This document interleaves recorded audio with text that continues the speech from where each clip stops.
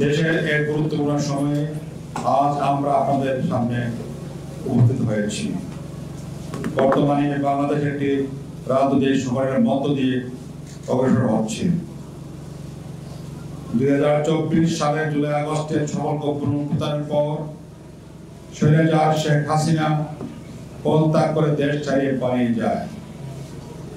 দেশের প্রশাসনিক কাঠামো ভেঙে পড়ে, দেশে কোনো সরকার না থাকায় সাংবিধানিক শূন্যতা সৃষ্টি হয়। সংবিধানের অনেক কার্যাবলী বিধানাবলী অকার্যকর হয়ে পড়ে। এমনি পরিস্থিতিতে জনগণের অভিপ্রায়ের কর্মবিভক্তি এবং জাতীয় ঐক্যমত্যের ভিত্তিতে অন্তর্বর্তী সরকার গঠিত হয়।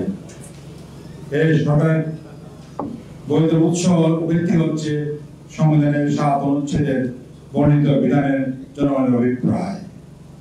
প্রিয় সামাজিক বন্ধুগণ, সংবিধানের ত্রুটি ও রাষ্ট্রের কাঠামোগত অবস্থার সুযোগে কর্তৃত্ব শাসন, ভিন্নমত দমন, দুর্নীতি ও দলীয়করণের ফলে গোটা দেশ অকার্যকর হয়ে পড়ে। সাংবিধানিক প্রতিষ্ঠানসমূহ ধ্বংস হয়ে যায়, রাষ্ট্রের সব বিভাগের সংস্কার অপরিহার্য হয়ে ওঠে। অন্তর্বর্তীকালীন সরকার দায়িত্ব গ্রহণের পর রাষ্ট্রের প্রয়োজনকে সামনে রেখে জনগণের প্রত্যাশা পূরণের লক্ষ্যে গণহত্যার বিচার, রাষ্ট্র সংস্কার ও স্বৈরাচার ফিরিয়াচার সকল বন্ধ করার প্রত্যয় নিয়ে কাজ শুরু করেন। গঠিত হয় বিভিন্ন সংস্কার কমিশন। কমিশনগুলোর সুপারিশের ভিত্তিতে জাতীয় ঐক্যমত্য কমিশন 100 প্রস্তাবের ভিত্তিতে রাজনৈতিক দর্শনের মধ্যে আলোচনায় মিলিত হন।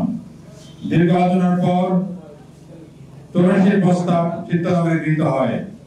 অনুগুলো প্রস্তাবের সাথে দু একটি রাজনৈতিক দল ভিন্ন পোষণ করায় গণভোট আয়োজন করে তার আলোকে আগামী ফেব্রুয়ারিতে অবাধ, সুষ্ঠু, গ্রহণযোগ্য নির্বাচন এবং জনগণের ভোটাধিকার প্রতিষ্ঠার মাধ্যমে বাংলাদেশে একটি ন্যায়ভিত্তিক জবাবদিহিতামূলক গণতান্ত্রিক রাষ্ট্ররূপে গড়ে তোলার লক্ষ্যে আন্দোলনরত গণসংঘের পক্ষ থেকে আজ 19 নভেম্বর আন্দোলনের 5 দফা দাবি জাতির সামনে তুলে ধরা হচ্ছে। আজ 19 অক্টোবর আন্দোলনের 5 দফা দাবি জনগণের সামনে তুলে ধরা হচ্ছে।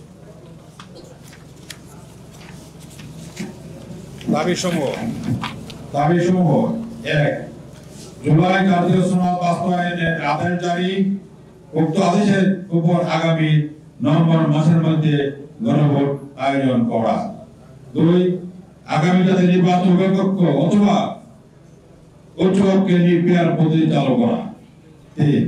অবাধ, সুষ্ঠু, গ্রহণযোগ্য নির্বাচনের লক্ষ্যে সকলের জন্য লেভেল প্লেইং ফিল্ড নিশ্চিত করা।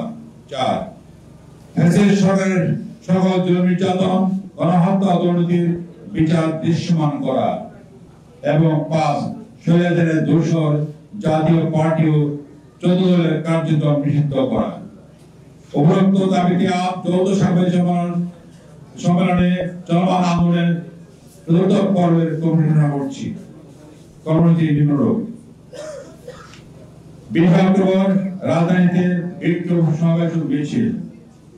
25 অক্টোবর সকল বিভাগীয় শহরে বিক্ষোভ সমাবেশ মিছিল। 27 অক্টোবর সকল জেলা শহরে বিক্ষোভ সমাবেশ মিছিল। আগামী 27 অক্টোবরের মধ্যে দাবি না মানা হলে দেশব্যাপী বৃহত্তর আন্দোলন ডাক দেওয়া হবে ইনশাআল্লাহ। এসব কর্মসূচি বাস্তবায়নের মাধ্যমে জনগণের দাবি আদায়ের লক্ষ্যে ঐক্যবদ্ধ হওয়ার জন্য আমরা দেশবাসীর প্রতি আহ্বান জানাচ্ছি। ধন্যবাদ। অধ্যাপক মিয়া মোহাম্মদ গোলাম পরওয়ার, সেক্রেটারি জেনারেল বাংলাদেশ জামাত ইসলামী। অধ্যক্ষ ইউনুস আহমদ, মহাসচিব ইসলামী আন্দোলন বাংলাদেশ। ডক্টর আহমদ আব্দুল কাদের, মহাসচিব খেলাফত মসজিদ। মাওলানা জালালউদ্দিন, মহাসচিব বাংলাদেশ খেলাফত মসজিদ। মাওলানা ইসা মুসাবির ইজহার, মহাসচিব বাংলাদেশ খেলাফত পার্টি। মাওলানা মুজিবুর রহমান হামিদি, নায়েবে আমির বাংলাদেশ খেলাফত আন্দোলন। ইঞ্জিনিয়ার রাশেদ প্রধান, সহসভাপতি মুখপাত্র জাকপা। নিজামুল হক নাইম, মহাসচিব বাংলাদেশ ডেভেলপমেন্ট পার্টি। আপনাদের ধন্যবাদ। আসসালামু আলাইকুম।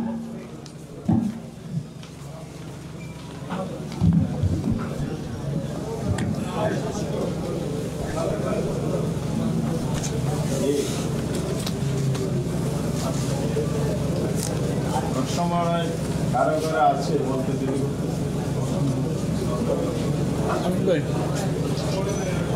আমি একটু বলি প্রশ্ন নেই যেহেতু। সম্মানিত সাংবাদিক বন্ধুগণ, আমাদের ডক্টর আহমদ আব্দুল কাদের 8টি সমমনা দলের পক্ষ থেকে আগামী দিনের কর্মসূচি ঘোষণা করেছেন। একটা প্রশ্ন অনেকেই করছেন এখন যে আমরা সবাই জুলাই জাতীয় সনদে 17 তারিখে সবাই স্বাক্ষর করেছি। প্রশ্নটা আসছে যে স্বাক্ষর করার পরে আপনারা আবার আন্দোলনের কর্মসূচি কেন দিলেন? প্রশ্নটা আপনারা করেন, কিন্তু প্রশ্ন অনেকেই করেন, একটা জিজ্ঞাসা মানুষের। তো সেক্ষেত্রে আমাদের এই দলগুলোর পক্ষ থেকে পরিষ্কার বক্তব্য হচ্ছে, আমরা যে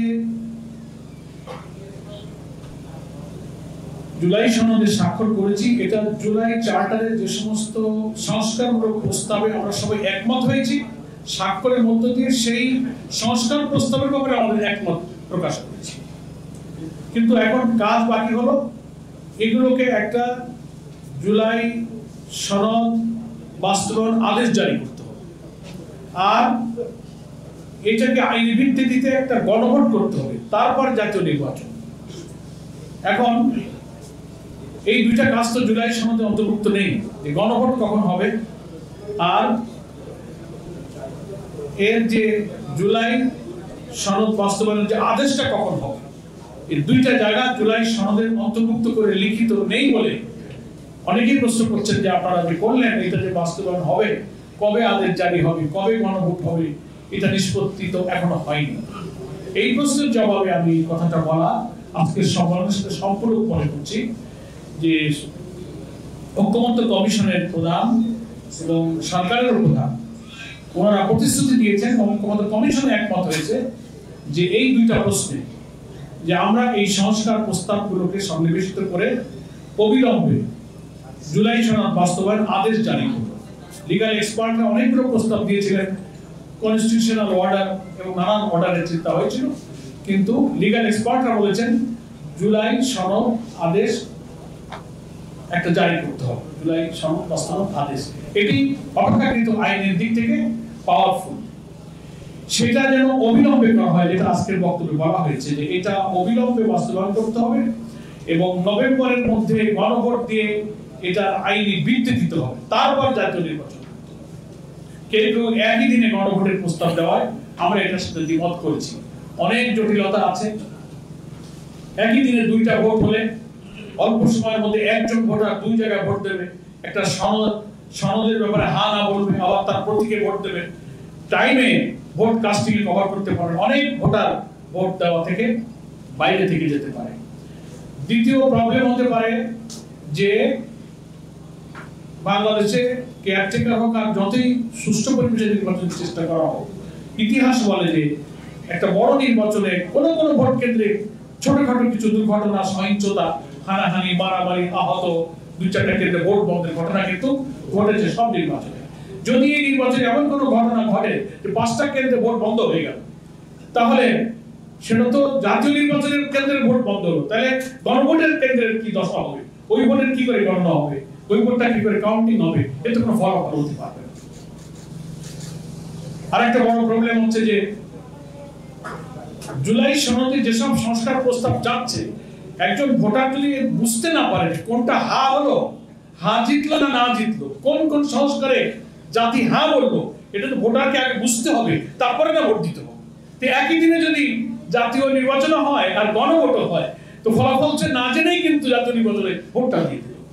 এই কারণেও আমরা বলেছি যে না, একই দিনে ভোট হলে জাতির দুর্নজারের মধ্যে থাকবে, কনফিউশন থাকবে, আগে এই গণভোটটা করতে হবে। আপনারা প্রশ্ন করতে পারেন, সে কারণে এই 3টা জিনিস একটু আমরা ক্লিয়ার করলাম যে আমরা একই দিনে কেন গণভোটে রাজি নই।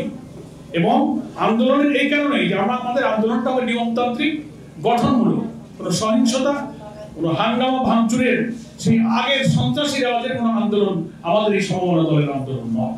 আমরা নিয়মতান্ত্রিকভাবে সরকারকে, জনগণকে, দেশবাসীকে, প্রশাসনকে, ঐক্যমত্য কমিশনকে আমরা মেসেজ দিতে চাই যে আমাদের এই দাবি ন্যায্য, এটা আমাদের মানতে হবে।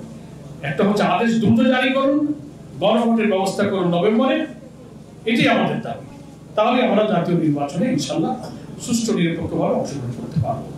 এটা এই সাংবাদিক সম্মেলনের বক্তব্যের সাথে একটু সম্পর্কতা, যাতে অনেক প্রশ্ন হয়তো কমে যেতে পারে। ধন্যবাদ সকলকে।